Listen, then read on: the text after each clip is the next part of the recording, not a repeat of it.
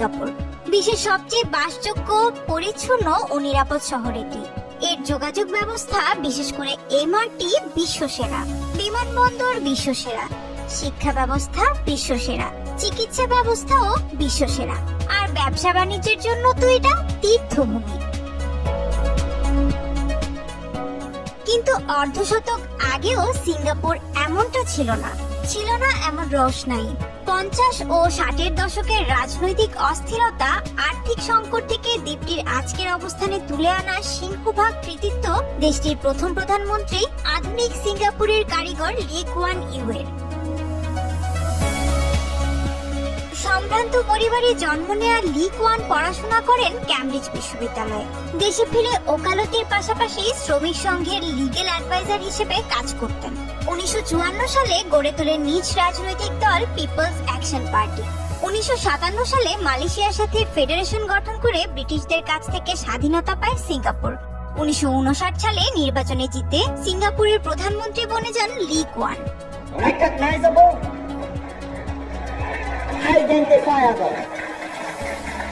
1,000 years from hence, I am calculating in terms of the next generation, in terms of the next 100 years, in terms of eternity.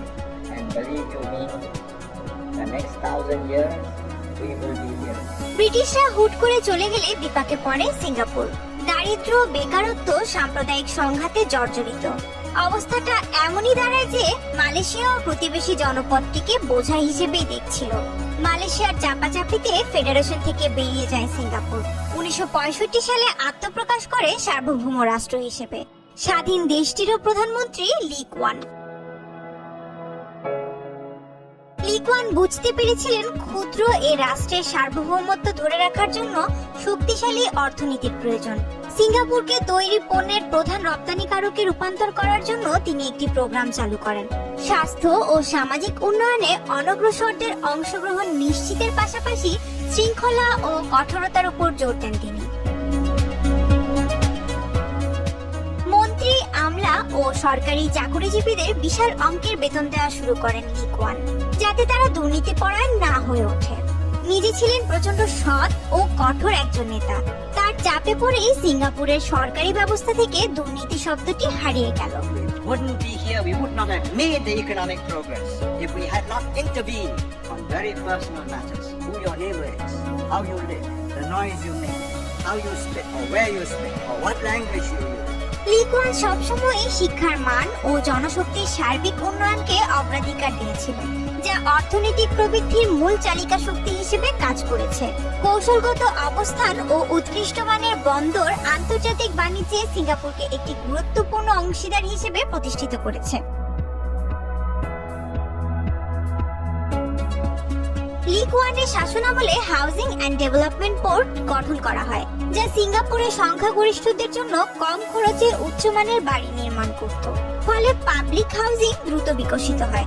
জনস্বাস্থ্য, শিক্ষা ও পরিচ্ছন্নতার ক্ষেত্রে কোন রকম ছাড় দেয়নি লি সরকার, যা জীবনযাত্রার মানকে ব্যাপকভাবে পরিবর্তিত করে। একই সাথে কমে আসে অপরাধের মাত্রা। সবুজ ও পরিচ্ছন্ন শহর নির্মাণে সর্বোচ্চ গুরুত্ব দিয়েছিলেন লি কুয়ান। এ লক্ষ্যে তৈরি করেন গার্ডেন সিটি অ্যাকশন কমিটি। রাস্তার ধারে সারিবদ্ধ গাছ আর পুরো সিঙ্গাপুরের 10 ভাগ জায়গা জুড়ে তৈরি করেছেন শত শত পার্ক। বর্জ্য ব্যবস্থাপনায় এতটাই কড়াকড়ি যে সেখানে চুইংগাম খাওয়াই নিষিদ্ধ। কেন সিঙ্গাপুর বিশ্বের পরিচ্ছন্নতম দেশ তা বুঝতেই পারছেন নিশ্চয়ই। তিনি কেবল আকাশচুম্বী অট্টালিকা বানাননি, প্রতিটি ভবনের সাথে রেখেছেন খেলার মাঠ, বিনোদনের উপযোগী জায়গা। ব্যক্তিগত পরিবহনের চেয়ে গণপরিবহন ব্যবস্থা উন্নত করার জন্য লি বেশি তৎপর ছিলেন। ঢেলে সাজালেন সিঙ্গাপুরের সমুদ্র বন্দর, বিমানবন্দর ও অন্যান্য অবকাঠামোকে। অল্প সময়েই সিঙ্গাপুর পরিণত হলো এয়ারলাইন্সগুলোর ট্রানজিট হিসেবে। বিমান সংশ্লিষ্ট কোম্পানিগুলোর সদর দপ্তর বনতে শুরু করলো সিঙ্গাপুর। লি কুয়ানের সুনিপুণ নেতৃত্বশৈলী সিঙ্গাপুরের রাজনৈতিক স্থিতিশীলতা বজায় রেখেছিল দারুণভাবে। রাষ্ট্র ক্ষমতায় ধর্মীয় ও রাজনৈতিক সংখ্যালঘুদের অংশগ্রহণ নিশ্চিত করতে সচেষ্ট ছিলেন লি কুয়ান। সব রকম দুর্নীতির বিরুদ্ধে নানান পদক্ষেপ হাতে নিয়েছিলেন তিনি। যদিও কঠোর নীতি এবং সীমিত রাজনৈতিক স্বাধীনতার জন্য তার সমালোচনা ভূমিকাও রয়েছে। লি কুয়ানের নেতৃত্বে সিঙ্গাপুর 1980-এর দশকে দক্ষিণ পূর্ব এশিয়ার অন্যতম আর্থিক কেন্দ্র হয়ে ওঠে। জাপানের পরে পূর্ব এশিয়ার দ্বিতীয় সর্বোচ্চ মাথাপিছু আয় ছিল দেশটির। পিএপি 1984 এবং 1988 সালে সাধারণ নির্বাচনে জয়লাভ করে। সেই দশকে নেতৃত্বের উত্তরাধিকারের প্রশ্নটি একটি ইস্যু হয়ে ওঠে। সঠিকভাবে উত্তরাধিকারের ব্যবস্থা করার পর লি 1990 সালের নভেম্বরে প্রধানমন্ত্রীর পদ ছেড়ে দেন, যদিও তিনি 1992 সাল পর্যন্ত পিএপির নেতা ছিলেন।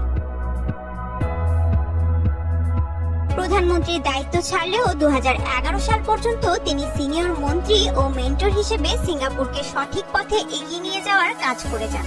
তার ছেলে লি সিয়েন লুং বাবার পথ অনুসরণ করে 2004 সালে সিঙ্গাপুরের তৃতীয় প্রধানমন্ত্রী হিসেবে দায়িত্ব নেন, যিনি 2024 সাল পর্যন্ত সফলভাবে দেশ পরিচালনা করেছেন। বর্তমানে তিনি সিনিয়র মন্ত্রী হিসেবে দায়িত্বরত আছেন। লি কুয়ান ইউ 2015 সালে 91 বছর বয়সে মারা যান। সিঙ্গাপুরের উত্থানের গল্পটা এখন বিশ্বব্যাপী বহুল চর্চিত ও ঈর্ষণীয় বিষয়। লি কুয়ানের এমন ক্যারিসমেটিক নেতৃত্ব তরুণ নেতাদের জন্য যেন অনুপ্রেরণার উৎস। তার কৌশলগত পরিকল্পনা শক্তি ও আদর্শ শাসন ব্যবস্থার রূপরেখা ভবিষ্যৎ প্রজন্মের কাছে অটুট প্রতিশ্রুতি তুলে ধরে।